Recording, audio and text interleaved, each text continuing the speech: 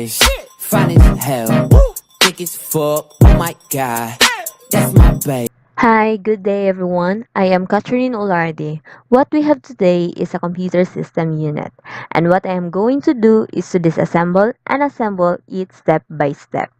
Disassembling and assembling computer takes a big role as a computer technology students.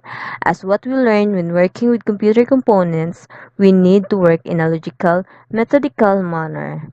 Before touching our system unit, we must prepare ourselves, our workplace, and a set of tools. First, wear anti-static rest strap. Second, set of screw. Third, part organizer.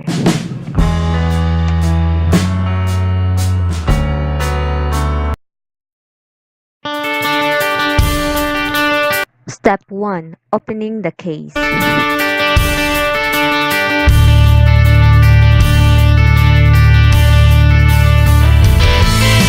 Step 2. Disconnect all internal cables.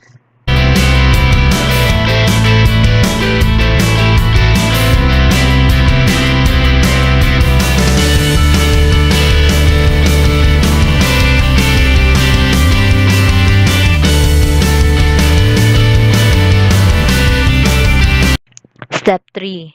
Remove the hard disk holder.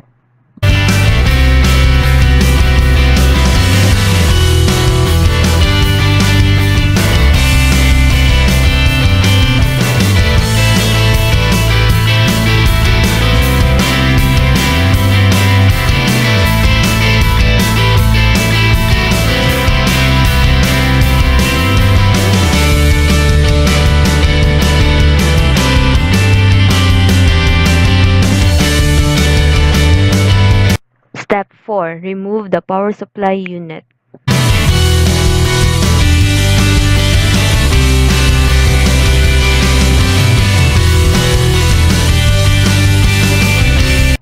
Step 5.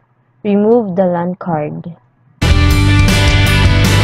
Step 6. Remove the random access memory sticks or RAM sticks.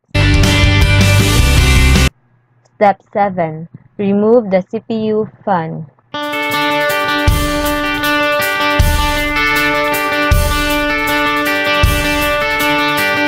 Step 8. Remove the heatsink.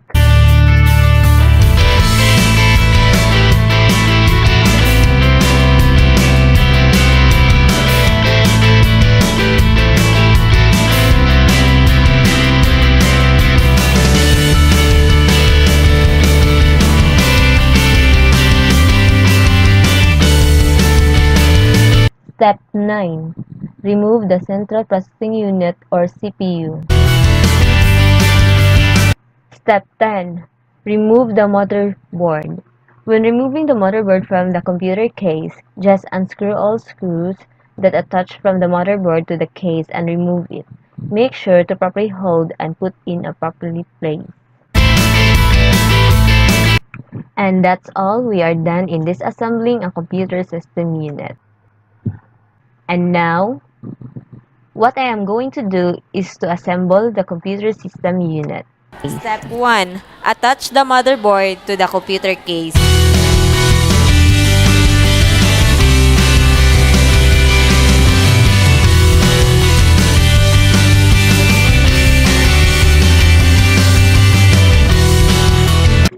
Step 2.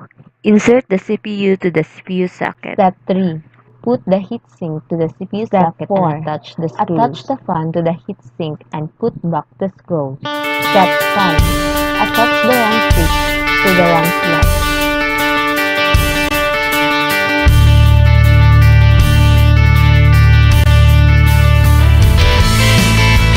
Step 6. Insert the LAN card to the PCI slot of the motherboard and put back the screws of the PCI option slot of the case. Step number 7. Attach the power supply unit to the case. Put back the screws in rear panel and the power supply lock and its screw, then insert the 20-pin power connector.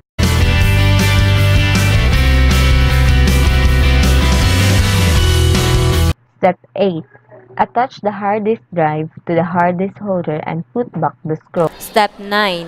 Reconnect power supply, power connectors, hard disk drive cables.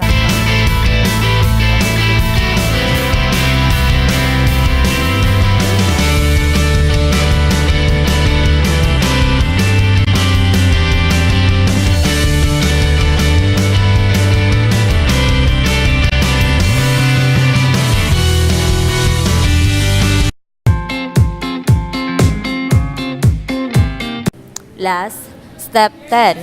Attach the front panel case cover and the side cover, then put back the screw.